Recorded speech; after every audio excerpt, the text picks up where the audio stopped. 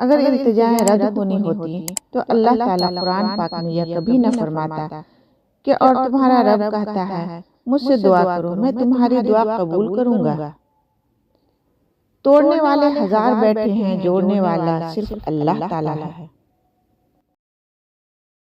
انسان کی دو ہی خصلتیں ہیں، عقل اور کلام کرنا۔ عقل سے انسان خود فائدہ اٹھاتا ہے اور کلام سے دوسروں کو فائدہ پہنچاتا ہے۔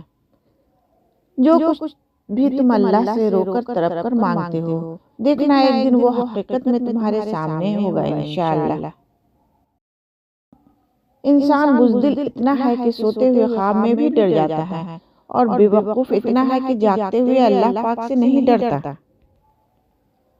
جو لوگ سچے انسان کا دل توڑ کر کسی دوسرے انسان کے پاس خوشی ڈھونڈنے جاتے ہیں، وہ اکثر دھوکہ ہی کھاتے ہیں۔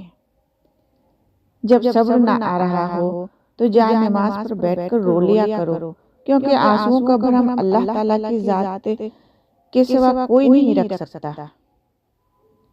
یا اللہ مجھے اس دن رسوا نہ کرنا جس دن لوگوں کو دوبارہ زندہ کیا جائے گا۔ نماز کو مت چھوڑو، بے شک نماز ہی ساتھ دیتی ہے، دنیا سے قبر تک، قبر سے حشر تک، اور حشر سے جنت تک۔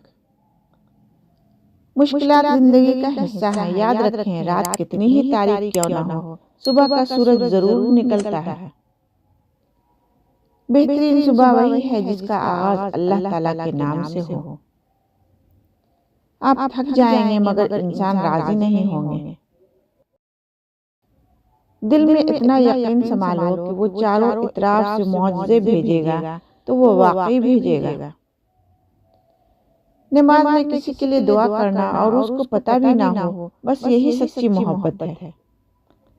اگر میری زندگی میں دکھ نہ ہوتے تو میں اپنے رب کے ساتھ دعا کا رشتہ کیسے نبھاتا؟